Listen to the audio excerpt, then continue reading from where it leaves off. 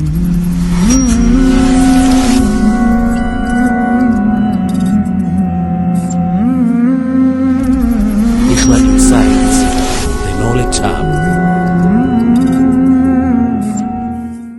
لله رب العالمين، نحمده ونستعينه ونستهديه ونستغفره ونتوب إليه، ونؤمن به ونتوكل عليه ونثني عليه الخير كله، نشكره ولا نكفره، ونخلع ونترك من يفجره. اللهم إياك نعبد ولك نصلي ونسجد، وإليك نسعى ونهفر، نرجو رحمتك ونخشى عذابك، إن عذابك الجد بالكفار ملحق.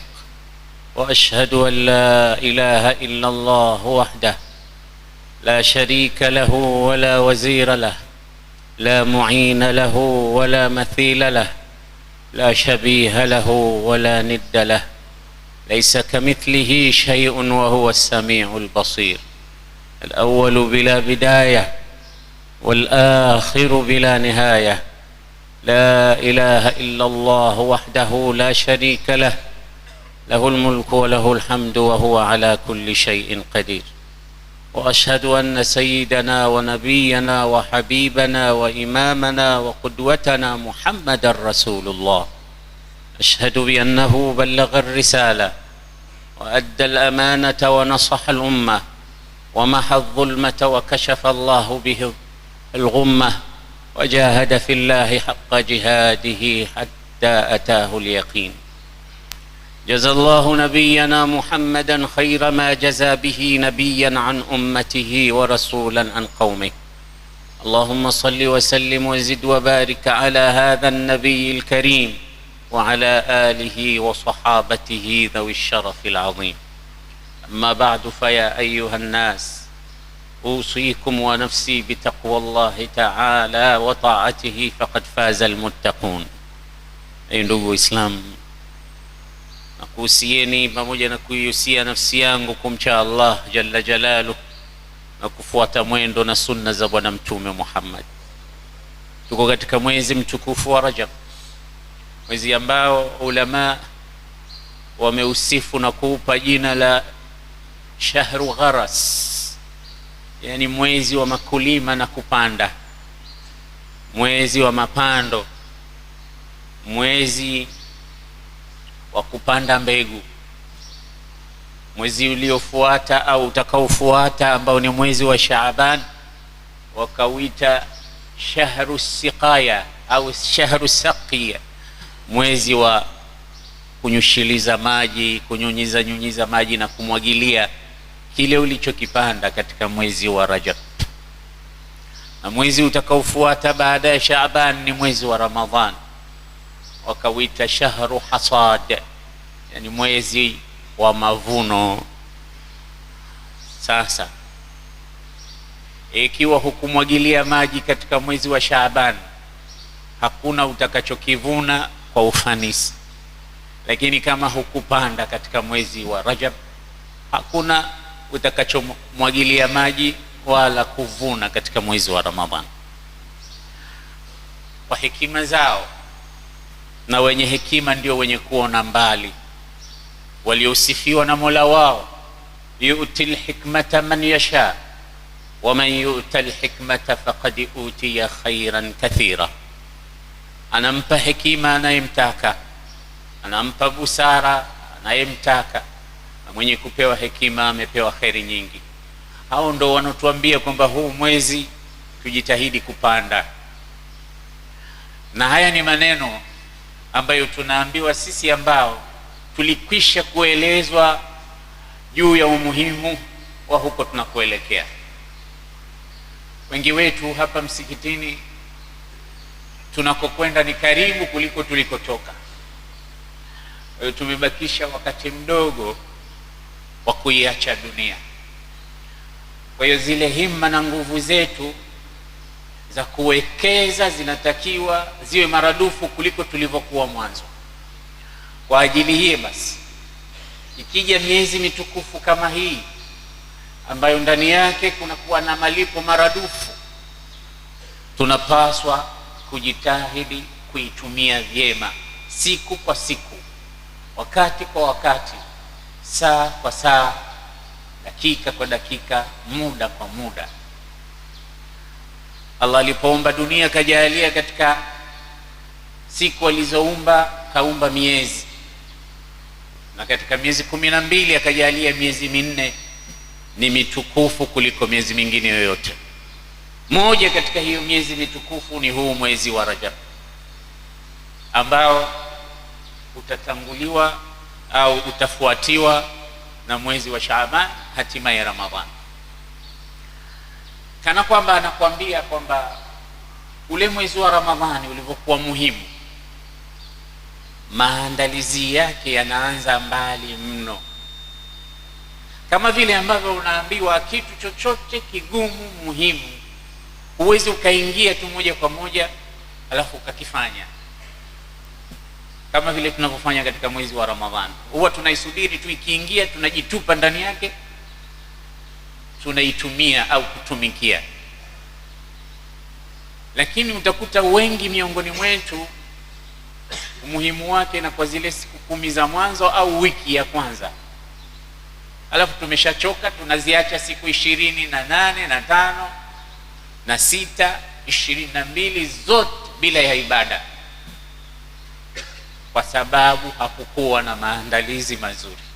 Kama tulijiandaa kutokea mwezi wa Rajab, tukapanda, tukamwagilia mwezi wa Shaaban, tukavuna mwezi wa Ramadhani, tungeiona ile Ramadhani ni siku chache mno na tunataka tuongezwe. Lakini kwa sababu hakuna maandalizi, ikifika wiki tu itaisha lini? Basi haya ni kutokamana na kwamba mazoea ya kujiandaa hayapo kama wenzetu walivyokuwa wanajiandaa. Vijana wengi, niwape mfano, mechi yoyote ile kali lazima kuwe na maandalizi, mazoezi, practice kwa wingi, kwa sababu kupractice kuna make perfect kwa yule mtu anayejiandaa. Na mtu yoyote ukimwona anaingia kwenye mechi bila ya mazoezi, huyo ulimi utamtoka tu, huyo misuli itakatika tu, na magoti yatagoma, na muscles zitapuli mpaka utatolewa, kwa sababu maandalizi hayakuwepo. Japo ile warm up, ile kupasha misuli ile, mara nyingi ukiona mtu anabadilishwa kutoka bench, anaambiwa kimbia kwanza, nenda hivi, nyosha misuli ile, ni kwa sababu uwe na maandalizi. Bila ya maandalizi hufiki mbali, wala hakutokuwa na achievement yoyote. Hii ni katika mambo ya kidunia. Mambo ya akhera pia yanahitaji moyo kuandaliwa. Moja katika vitu ambavyo unatakiwa kuvithamini sana kwa ajili ya maandalizi ni huu mwezi wa Rajabu. Mpaka sasa hivi sasa tunakwenda katika Ijumaa hii ya pili, tunaimaliza. Umejiandaaje wewe? Umepanda nini? Umeitumiaje? Na Mwenyezi Mungu ametuambia fala tadhlimu fihinna anfusakum, musidhulumu katika hii miezi mitukufu nafsi zenu kwa kuacha kuitumia vyema au kwa kuitumia vibaya. Ndugu Waislamu, moja katika vitu ambavyo vinatuumiza mno na tunatumia vibaya mno, ndivyo vitu viwili muhimu mno ambavyo tunapaswa tuvitumie vizuri mno. Nitauweka mfano huu wazi kwa kisa kimoja maarufu. Walimu wetu walivyokuwa wanatuambia ubaya wa hivyo vitu, walikuwa wanatutolea sana. Anasema alikuwepo mfalme mmoja au mtu mmoja anamiliki mtumwa, lakini huyu mtumwa alikuwa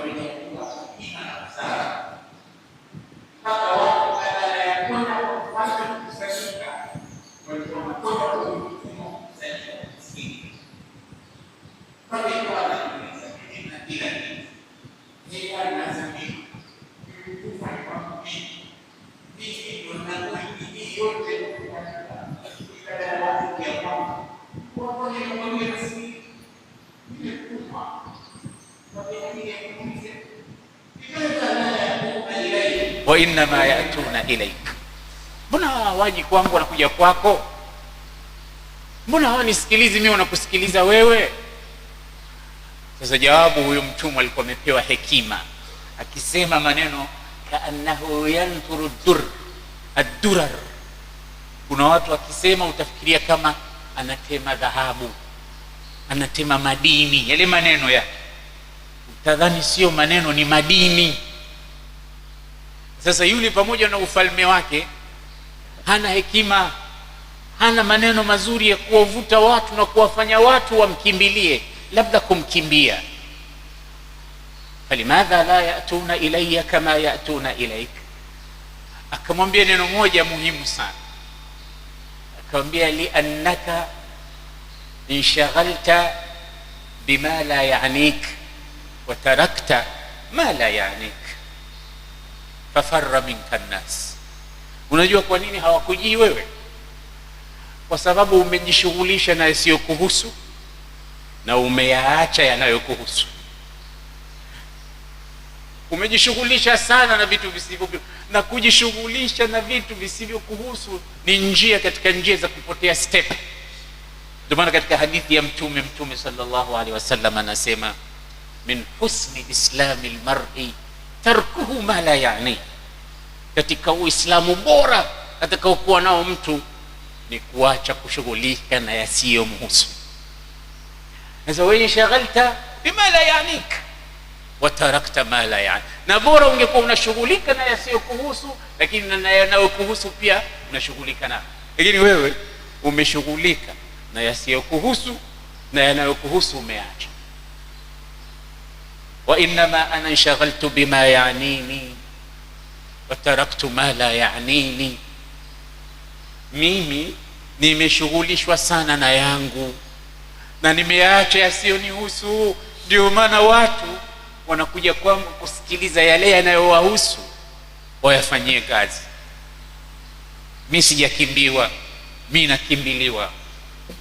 Wewe unakimbiwa, pamoja na kwamba unajiona una haki ya kukimbiliwa. Huyu bwana maneno yakamtwanga vizuri, akaona ni kweli. Sasa nataka kubadilika, nifanyeje? Akamwambia, hebu nifanyie kitu kimoja, idhhab wadhbah liya shatan. Hebu nenda kanichinjie mbuzi, waatini bishai'aini atyabaini, alafu niletee vitu viwili vizuri mno kutoka katika kichinjwa kile. Mtumwa wake akaitikia. Mtumwa sio mtumwa, ni mtu mwenye busara, mtu ana value ya hali ya juu. Akaondoka, akaenda akachinja mbuzi, akamchuna, akampelekea bosi wake vitu viwili vizuri mno. Unadhani alipeleka nini? Alipeleka moyo na ulimi, akampelekea. Unataka vitu vizuri mno, na hivi sio kwa mbuzi tu, hata kwangu mimi na wewe ndivyo vitu viwili vizuri mno. Akampelekea ulimi pamoja na moyo, akamkabidhi. Siku ya pili akamtuma tena, jana umeniletea vitu viwili vizuri mno, sasa leo idhbah liya shatan waatini bishai'aini akhbathain. Kaniletee vitu viwili vibaya mno, hatari mno, kutoka katika mwili wa hichi kichinjwa. Akaenda akachinja mbuzi, akatengeza, akamletea vitu viwili hatari mno, vibaya mno, kutoka katika mbuzi yule. Unadhani kampelekea nini? Kampelekea ulimi na moyo. Bado vitu ni vile vile alivyovipeleka jana, kwamba ni vizuri mno, na leo alipoagizwa apeleke vibaya mno, kapeleka vile vile. Akamwambia, sasa hebu nipe tafsiri yake. Nilivyokuambia niletee vitu vizuri, umeniletea moyo na ulimi. Vitu vibaya umeniletea moyo na ulimi. Ma tafsiruha, haya mambo tafsiri yake nini, uzuri wake nini na ubaya wake nini? Kama ya sayyidi, huma shay'ani atyabani idha taba wa huma shay'ani akhbathani idha khabutha. Hivyo vitu viwili hivyo ni vizuri mno vikitengezwa kuwa vizuri, na ni vibaya mno vikiachiwa kuwa vibaya. Kwa hiyo hivyo hivyo ndio vitu vizuri, na hivyo hivyo ndivyo vitu vibaya, na hivi ndivyo vinavyochafua kila kitu. Mpaka ibada zako zinaharibika, matendo yako yanaharibika, hima yako inaharibika, thinking capacity yako pia inaharibika, kufikiria kwako na kuwaza kwako, kutokamana na kwamba vimeharibika hivi vitu viwili. Hadithi ya Mtume inasemaje? Inna Allaha la yanzuru ila suwarikum wala ila ajsamikum walakin yanzuru ila qulubikum. Mwenyezi Mungu anatizama nyoyo zenu, wa a'malikum, na matendo yenu. Sasa balozi, mfalme wa matendo ni moyo na ulimi.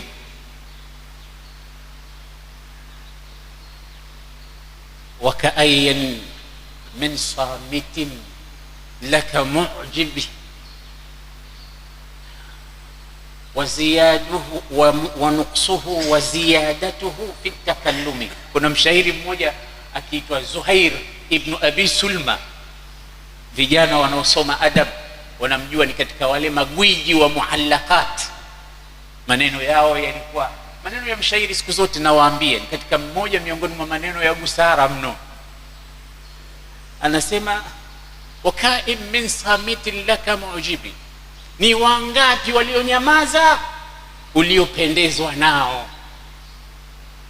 Yani mtu kama haongei, kakaa kimya tu, akiwa handsome boy, akiwa na malamih mazuri, utapendezwa naye bila shaka.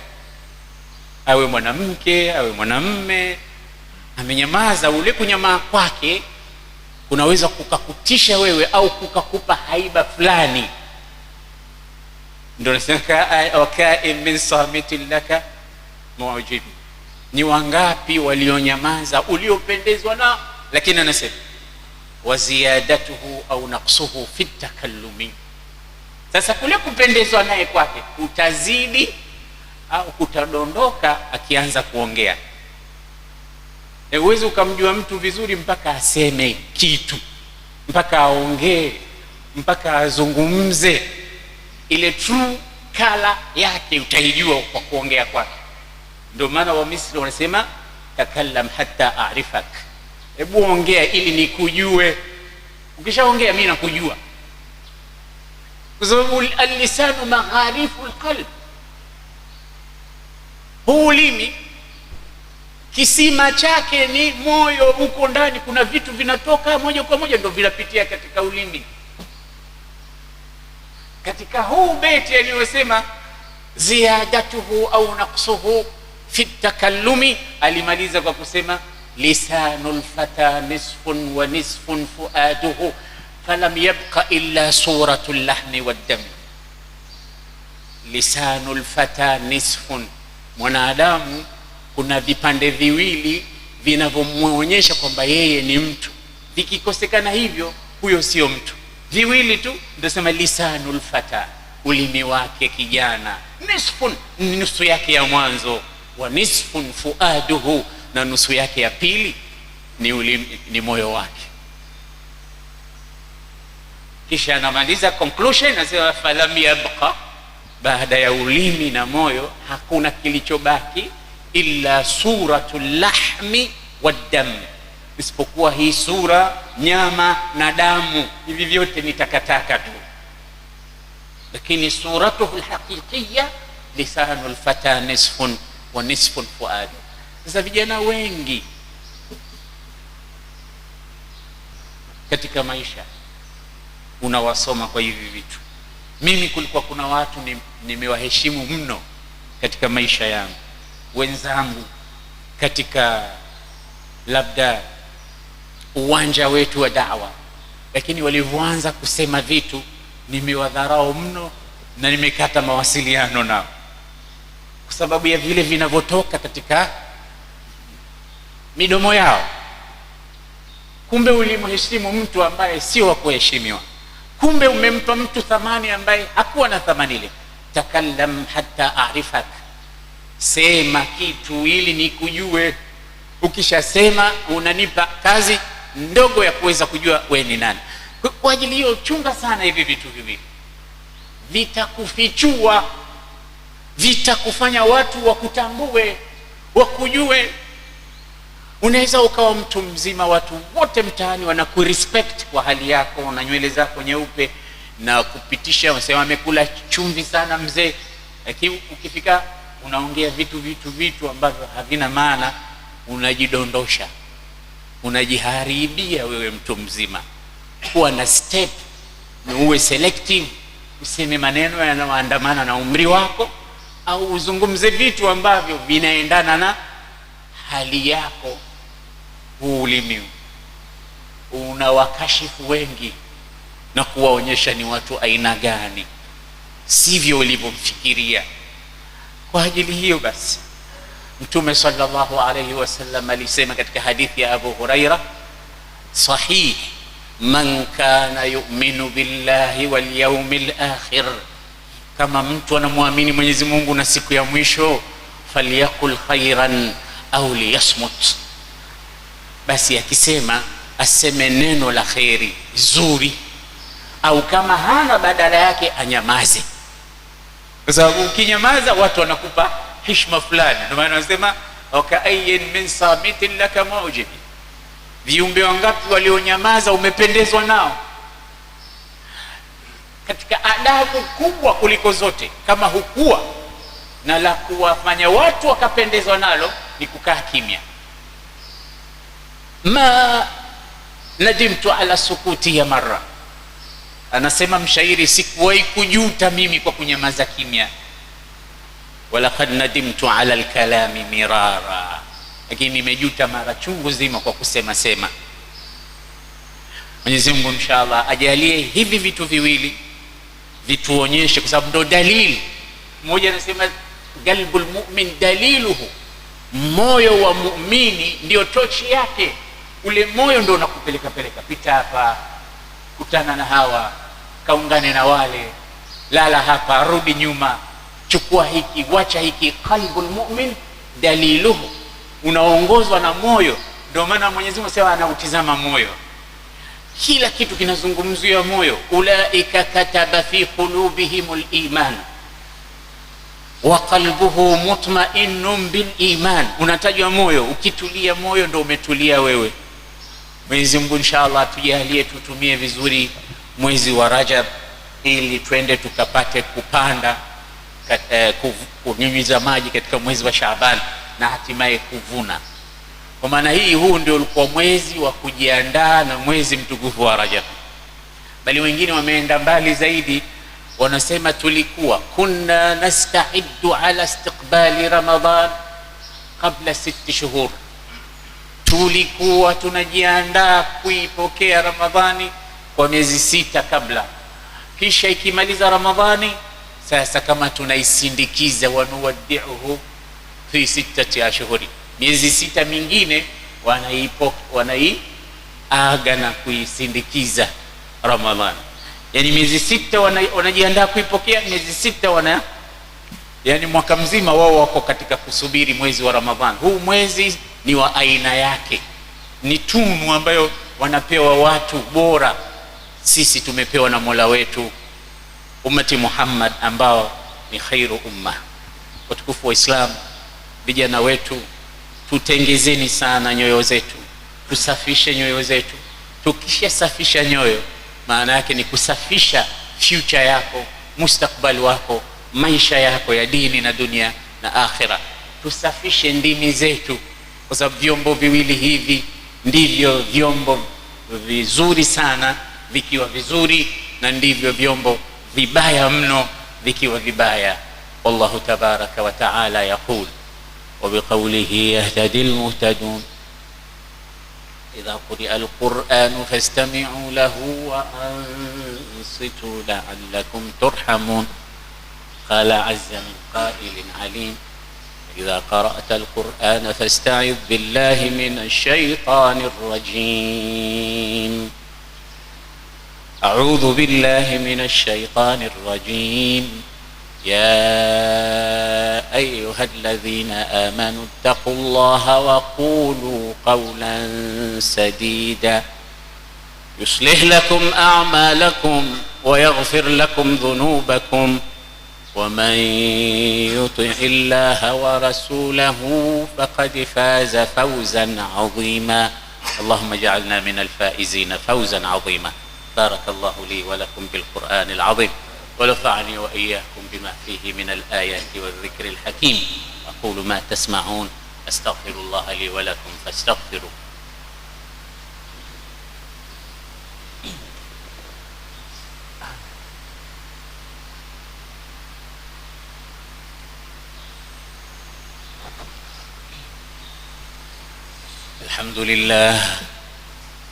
الحمد لله حمدا كثيرا كما أمر، وأشهد أن لا إله إلا الله وحده لا شريك له إرغاما لمن جحد به وكفر، وأشهد أن سيدنا محمدا عبده ورسوله سيد الخلائق والبشر.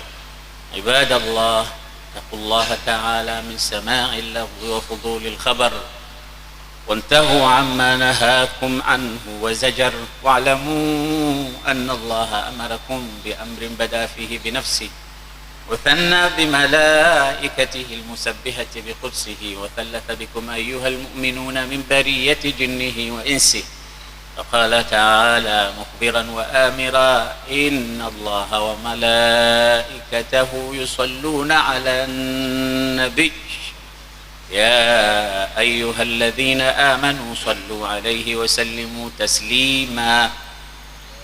اللهم صل وسلم على نبي الرحمة وشفيع الأمة عدد ما أحاط به علمك وأحصاه كتابك وضمه، وعلى آله ومن نصره في كل مهمة، خصوصا منهم سادتنا الكرام أبي بكر وعمر وعثمان وعلي، ورضي الله تعالى عن صحابة رسول الله أجمعين. اللهم اصلح ولاة المسلمين خصوصا منهم رئيس زنجبار الدكتور حسين علي مني، اللهم خذ بيده إلى ما فيه الخيرات والصواب، اللهم هيئ له بطانة صالحة تأمره بالمعروف وتنهاه عن المنكر، اللهم ارفع مقتك وغضبك عنا، اللهم اجعل بلدتنا هذه آمنة مطمئنة وسائر بلاد الإسلام والمسلمين. اكتب اللهم سترك وسلامك على عبيدك الحجاج والغزاة والمسافرين في برك وبحرك من أمة محمد أجمعين. ربنا تقبل منا إنك أنت السميع العليم، وتب علينا إنك أنت التواب الرحيم.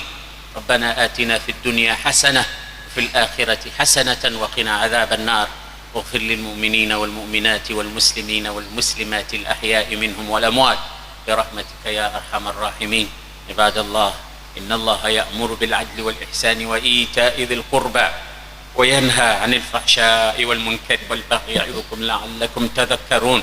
اذكروا الله يذكركم واشكروه على نعمه يزدكم، ولذكر الله تعالى أكبر والله يعلم ما تصنعون.